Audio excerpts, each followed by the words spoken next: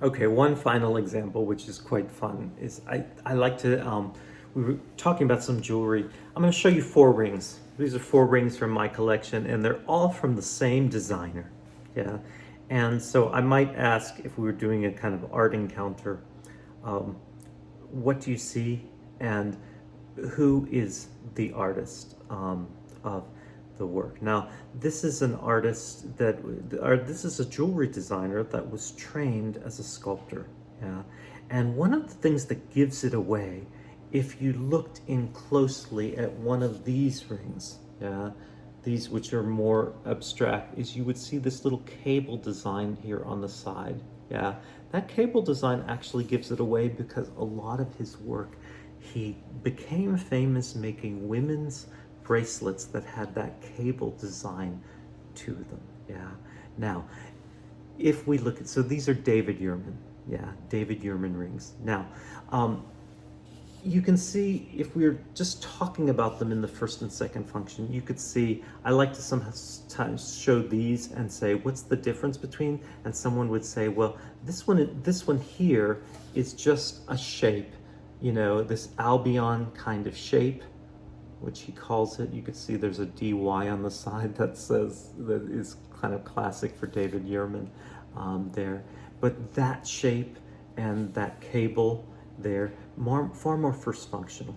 Whereas here, when we get to the skull, here you're looking at something different. Now, in the first function, we could look at the materials of this and say, what's the difference between these? And you can say, well, actually, this is diamonds, this is diamonds. These are black diamonds, and these are white clear diamonds. Yeah.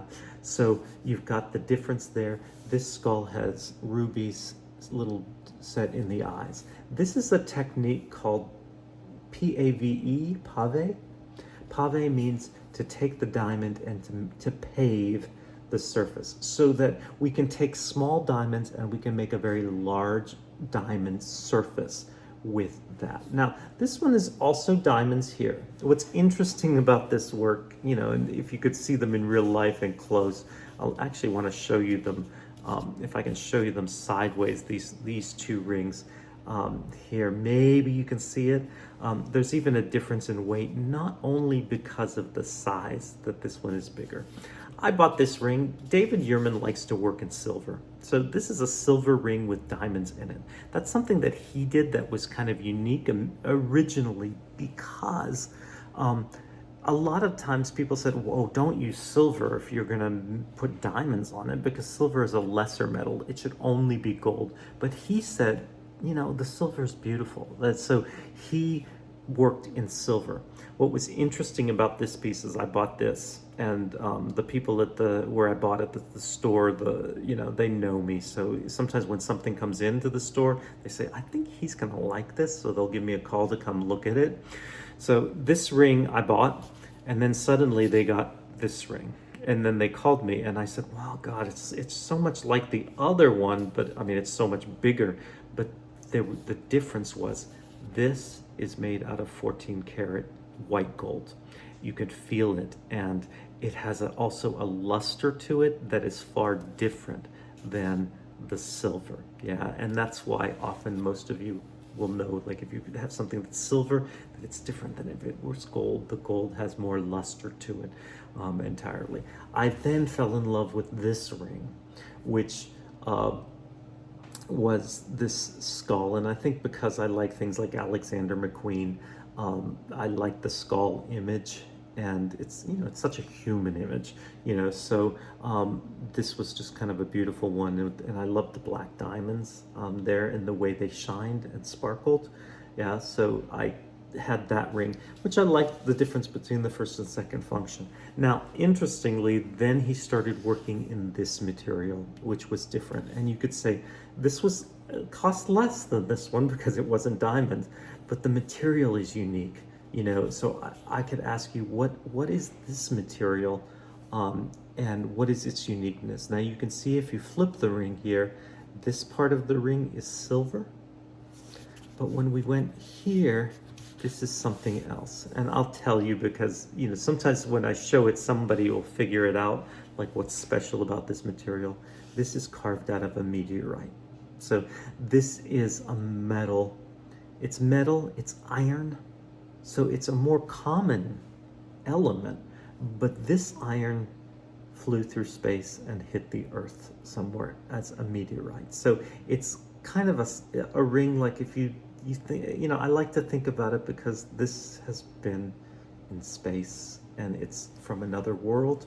And so when you wear it, you can feel special. So often the materials and the designs, we find that kind of symbolism in it. So 4 rings, think about them in the first and the second function. Yeah, fantastic.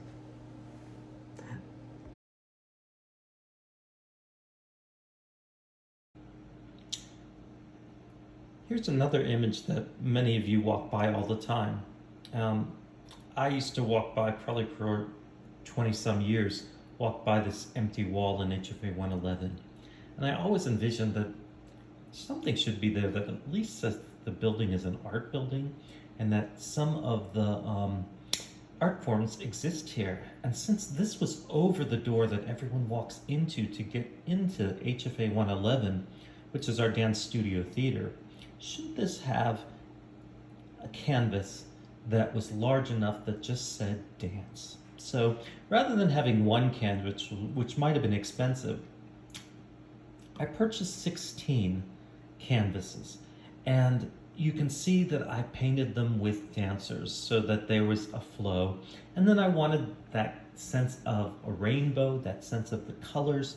So I created a spectrum of colors that we started in the upper corner, and we started with the red part of the spectrum, and then as we moved all the way down to the violet part of the spectrum as we came across all of the canvases where the dancers all danced. And you can see each canvas has a fragment of a dancer that defines various places where the colors can be around them. So these are quite fun. Here I'm showing you the palettes. These are just some of the colors that I mixed when I was making these paintings. So what you can see here is now you're seeing the painting in its first function. You're seeing how various colors came together. And at some point, I just ended up saving these color palettes because I thought that they were kind of fun. And that there would be a moment and I could take these to a class and I can say, let's look at the colors in the first function. And let's not look at what the painting was becoming, but let's just look at the colors in and of themselves and for their own sake. So that's what you're looking at here.